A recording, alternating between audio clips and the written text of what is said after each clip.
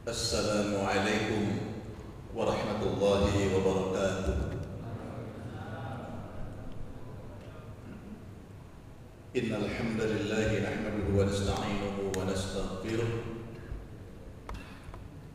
wa na'udzu billahi min shururi anfusina wa sayyiati a'malina.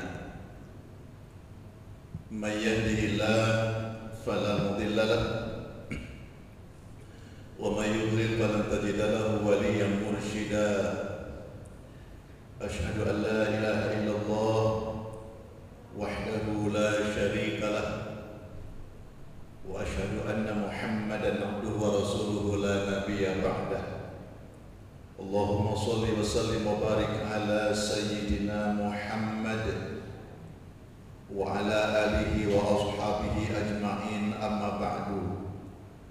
Hadirin jamaah salat subuh Masjid Baitur Razzaq yang dimuliakan oleh Allah Subhanahu wa taala. Bersyukur kepada Allah Subhanahu wa taala, hari ini kita masih diparingi sehat wal afiat oleh Allah Subhanahu wa taala. Mudah-mudahan di dalam kehidupan kita ini bisa istiqomah di dalam ibadah kita kepada Allah Subhanahu wa taala. Para jamaah yang dimuliakan oleh Allah, sekarang tanggal berapa? Bulan Islam. Gak pati apa Ustaz. Bulannya jelas bulan ke-11. Bulan ke-11 itu namanya Dzulqa'dah. Tanggalnya insya Allah tanggal 24. Para jamaah yang dimuliakan oleh Allah, bulan Dzulqa'dah itu termasuk salah satu bulan di antara bulan-bulan haram. Rajab, Dzulqa'dah, Dzulhijjah, Muharram. Bulan-bulan mulia yang dicatatkan oleh Allah Subhanahu wa taala. Sehingga siapa yang melakukan banyak amal kebaikan di bulan-bulan haram, insya Allah akan mendapatkan nilai yang lebih baik dibandingkan bulan-bulan yang lainnya. Dan juga siapa yang melakukan amal maksiat, perbuatan yang tidak baik, juga balasannya lebih besar dibandingkan dengan bulan-bulan yang lain. Fala tadlimu anfusakum, janganlah fala tadlimu fihinna anfusakum, janganlah di dalam bulan-bulan haram tersebut melakukan perbuatan aniaya. Jadi orang yang berbuat dosa untuk dirinya sendiri disebut dengan aniaya. Para jamaah yang dimuliakan oleh Allah, izinkan kesempatan ba'da subuh ini saya akan menyampaikan, barangkali dikaitkan dengan persiapan kita menghadapi bulan agung Dzulhijjah, tentang tafsir kurban di dalam Al-Quranul Karim. Di antara amalan istimewa seorang hamba Allah adalah amaliyah kurban. Amaliyah kurban itu suatu amal ibadah yang mampu mendekatkan jarak seorang hamba dengan Allah sangat begitu dekat. Yang kedua, amaliyah kurban merupakan ciri khas orang yang beriman berada pada hari raya besar, hari raya agung, yaitu hari raya Idul Adha. Adha itu dari kata udhiyah, menyembelih. Jadi adha itu suatu sembelihan, dan adha seakar kata dengan duha. Ada sholat duha, sholat di pagi hari setelah matahari naik. Jadi Idul Adha Berarti perayaan di mana ada sembelihan hewan kurban yang waktunya di pagi hari. Jadi bahasa Al-Quran itu kalau orang bilang otak-atik matuk itu bukan karang-karang. Ya memang menyambung. Jadi adha, sholat duha di pagi hari, hari raya Idul Adha, adha udhiyah, sembelihan hewan kurban, pelaksanaannya ya di waktu pagi. Para jamaah yang dimuliakan oleh Allah, mudah-mudahan kajian kita pada hari ini akan menjadi wasilah Allah memancarkan cahaya Islam, cahaya hidayah inayah kepada diri kita, memiliki semangat yang besar bagaimana kita sebagai seorang mukmin untuk menegakkan nilai-nilai syiar-syiar agama Allah, terutama di bulan Dzulhijjah. Paling tidak ada 3 ayat atau surat di dalam Al-Quran. Pertama, surat ke-108, surat Al-Kautsar. A'udzu billahi minasy syaithanir rajim. Inna a'tainakal kautsar fasholli li rabbika wanhar inna syani'aka huwal abtar. Shadaqallahul azim. Bapak-bapak, ibu-ibu, ada yang belum hafal surat Al-Kautsar? Pak Ustadz ada-ada aja. Ojo ngenyek Pak Ustadz, itu kan surat favorit.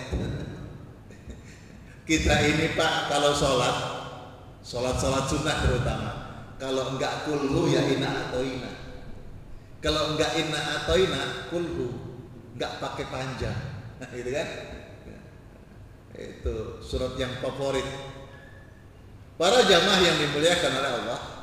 Yang kedua, surat As-Saffat ayat 102 sampai dengan 107.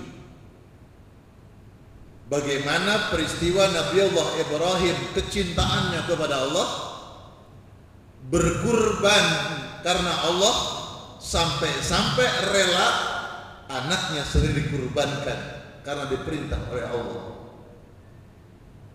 Yang ketiga, surat Al-Maidah ayatnya ayat ke-27 sampai dengan ayat ke-32 tentang manusia pertama yang berkurban.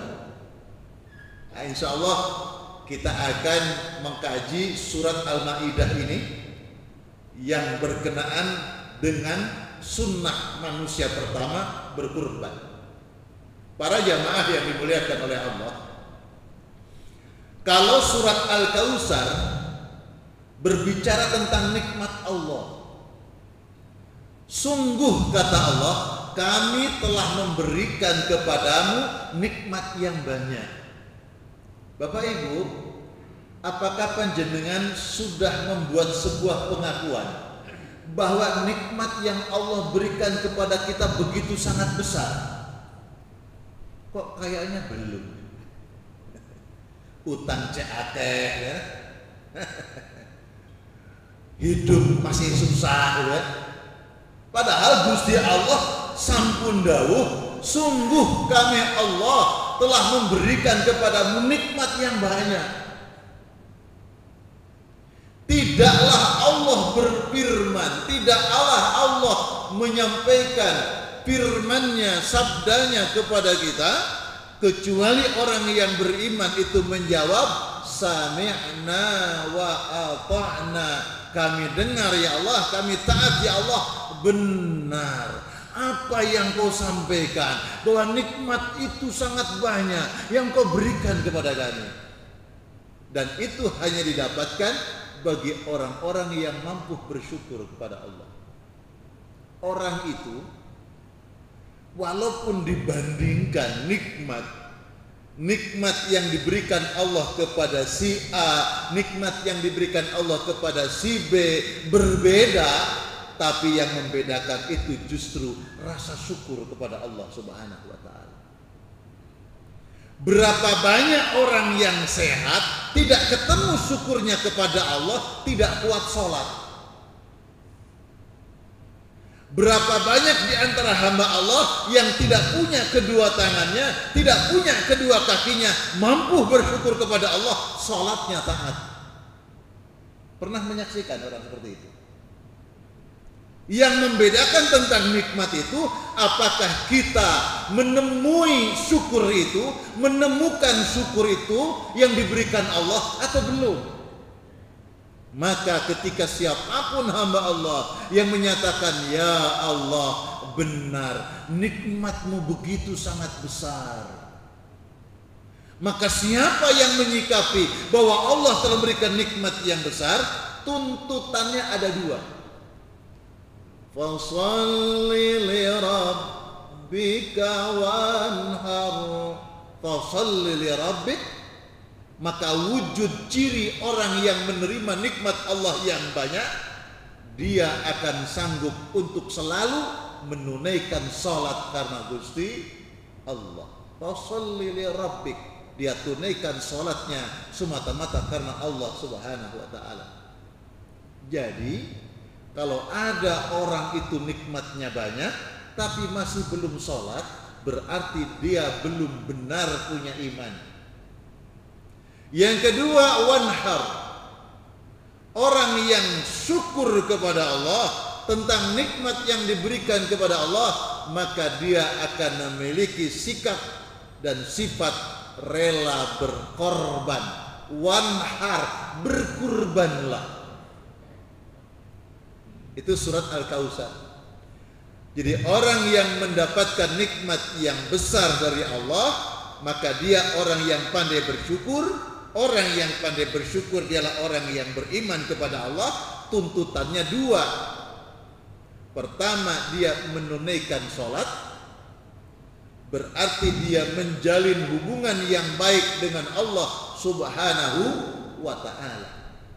Wujud orang yang menjalin hubungan baik dengan Allah, cirinya sholat. Yang kedua, orang yang rajin sholat, hubungan baik dengan Allah, tapi tidak baik dengan hubungan dengan sesama makhluk Allah. Hablum minallahnya baik, tapi hablum minannasnya belum baik, alias pelit, tidak mau kurban, maka orang ini masih belum benar imannya. Atau orang ini dermawan, baik dengan orang, rela berkorban, tapi hablum minallahnya, hubungan dengan Allahnya belum baik, belum dikatakan juga imannya baik. Maka orang-orang yang diberi nikmat oleh Allah, bagaimana hubungan dengan Allah baik, wujudnya sholat, bagaimana hubungan dengan makhluk Allah yang lain baik, wujudnya dia berkurban, menyembelih hewan kurban. Para jamaah, nah oleh karena itu di dalam surat Al-Maidah ayat 27 kita akan berbicara tentang manusia pertama yang berkurban. A'udzu billahi minasyaitonir rajim. Watlu alaihim naba abnai adama bil haqq إذ قربا قربانا فتقبل من أحدهما ولم يتقبل من الآخر قال لأقتلنك قال إنما يتقبل الله من المتقين. Sadaqallahul azim. Para jamaah, Allah Subhanahu wa ta'ala berfirman di dalam Al-Quran. Firman ini disampaikan Allah kepada Nabi Muhammad yang peristiwanya jauh sebelum kelahiran Nabi Muhammad, tentang manusia pertama, dari anak-anak manusia pertama. Watslu alaihim, kisahkanlah Muhammad kepada mereka. Mereka ini orang-orang Yahudi. Tapi ayat ini mulanya kepada orang-orang Yahudi untuk dikisahkan, disampaikan kisah ini. Tapi fungsi gunanya juga kepada kita orang-orang yang beriman. Lah kok begitu Pak Ustadz? Yang punya Quran siapa? Orang Islam. Yang baca Quran siapa? Orang Islam. Lah kenapa di dalam Al-Quran ada ayat tentang orang kafir? Innal ladzina kafaru sawa'un 'alaihim a'anzartahum am lam tunzirhum la yu'minun. Sesungguhnya orang-orang kafir itu, kata Allah, diberi peringatan mereka itu atau tidak diberi peringatan, diberitahu mereka itu atau engkau tidak beritahu, mereka tidak akan beriman kepada Allah. Ini ayat menjelaskan tentang orang-orang kafir. Innal ladzina kafaru. Lah kira-kira orang kafir baca Quran apa boten? Enggak. Yang baca Quran orang Islam. Kenapa di dalam Quran kok ngomong orang kafir? Kepentingannya apa? Kepentingannya adalah jangan sampai ada orang yang ngaku beriman kepada Allah, yang membaca Al-Quran punya watak karakter seperti orang-orang kafir. Itu maksudnya. Lah ngapain Quran bicara tentang orang kafir? Mereka nggak baca Quran kok. Mereka itu dijamin hidupnya oleh Allah kok, jelas. Di dunia mereka mulia, di akhirat masuk neraka. Yang digarap oleh Allah ini orang mukmin. Lah kenapa di Quran ada orang munafik, ada orang kafir? Maksudnya siapa yang membaca Al-Quran, orang-orang Islam, orang-orang iman, jangan punya sifat seperti karakternya orang-orang munafik, jangan punya sifat seperti karakternya orang-orang kafir. Itu maksudnya. Watlu alaihim, kisahkanlah kepada mereka Muhammad tentang, jadi kisahkanlah kepada mereka, sampaikanlah kisah ini kepada mereka, orang-orang Yahudi. Dulu ayatnya, tapi ini berlaku kepada orang mukmin. Jangan sampai orang mukmin punya karakter seperti orang Yahudi. Watlu alaihim, kisahkanlah kepada mereka wahai Muhammad. Apa itu? Watslu. Itu namanya tala yatslu tilawatan. Artinya mengikuti. Tala itu membaca. Membaca apa adanya, tala membaca. Makna yang lain tala yatslu tilawah. Artinya sesuatu yang dibaca yang di dalamnya ada tuntutan. Itu tilawah. Tuntutannya apa? Apa yang dibaca dari Al-Quran, dari kisah ini engkau ikuti. Tuntutannya apa? Pesan-pesannya engkau ambil dan engkau amalkan. Itu namanya tilawah. Beda dengan qiraah. Qiraah juga sama membaca artinya. Qara'a, yaqra'u qira'atan. Itu membaca, cuma sekedar baca. Iqra ya Muhammad, baca Muhammad. Ma'ana biqari, kata Rasulullah, saya tidak pandai baca, hanya untuk baca. Tapi kalau tilawah, apa yang kau baca hendaklah engkau ikuti, dan apa yang engkau ikuti hendaklah engkau amalkan dalam kehidupan sehari-hari. Pesan-pesan yang baik dari Allah itu apa? Makanya tidak ada musabaqah qiraatil Quran. Yang ada musabaqah tilawatil Quran. Pesannya apa?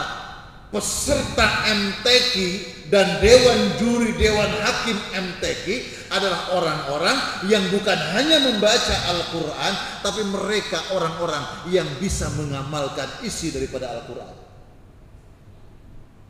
Watselu, para jamaah yang dimuliakan oleh Allah, apa yang dikisahkan itu, watselu, sampaikanlah kisah ini, bacakanlah tentang kisah ini. Kisah yang mana? Naba abnai Adam,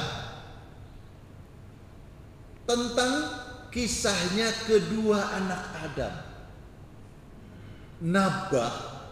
Naba itu cerita yang sangat besar. Naba itu kisah yang sangat penting, mendunia, dan kisah itu sangat relevan dengan kehidupan manusia. Itu naba. Di cerita besar, cerita yang agung tentang kisah.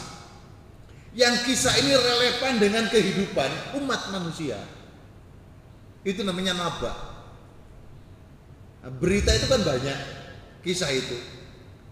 Ada kabar, surat kabar, Indonesia surat kabar. Itu cerita biasa.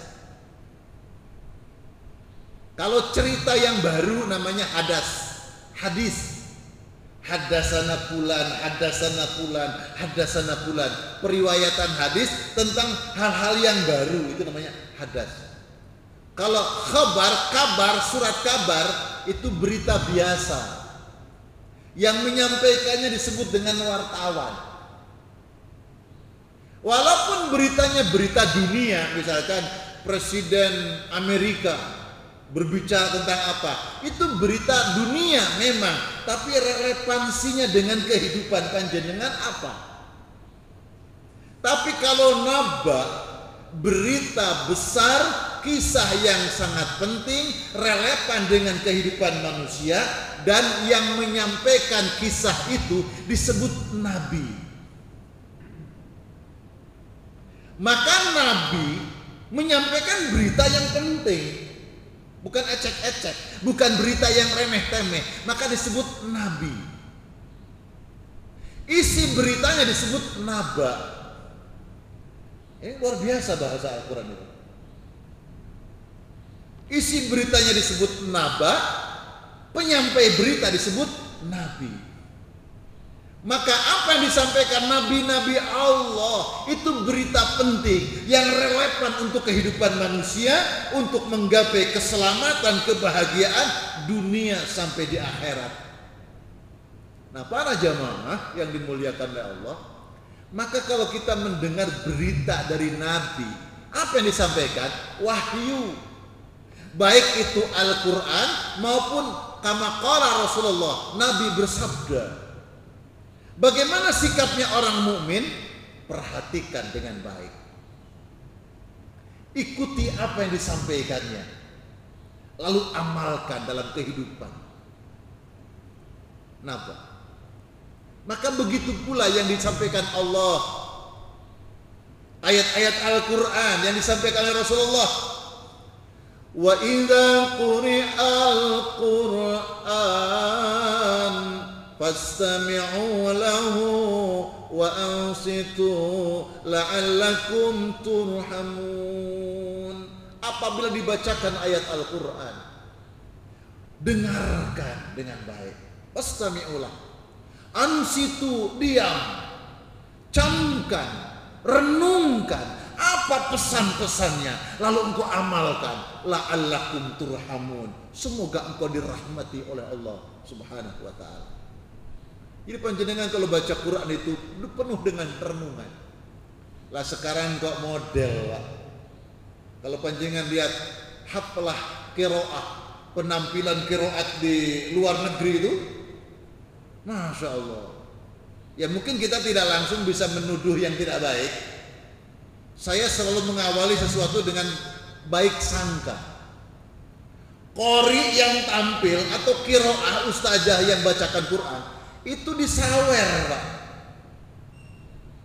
Duit diaur-aur di atas wajahnya itu. Padahal di sini Quran, dia qiraat, mungkin bagus bacaannya, menyentuh di hatinya, lalu dinyawer, diawur-awur duitnya itu. Ada yang diselipkan di kopiahnya. Kalau ustazahnya qiraah yang wanita, mungkin ditaruh di kerudungnya itu. Itu sesuatu yang tidak memuliakan. Walaupun mungkin baik sangka saya, mereka takjub dengan suara, dengan penampilannya, sehingga ada ungkapan yang euforia gitu. Walaupun itu tetap tidak baik, Pak. Tapi kalau dia kemudian sengaja berbuat itu sebagai sebuah hura-hura, ya tentu dosa. Tapi kalau ungkapan hatinya euforia saja, ya saya pikir ya manusia gimana. Tapi perbuatan yang dia lakukan itu tetap tidak baik. Maka Al-Quran memberikan pedoman, fastami'u lahu wa ansitu. Dengarkan, camkan, ikuti pesan-pesan yang terkandung di dalamnya. Engkau tadaburi ayat itu, agungkan Allah.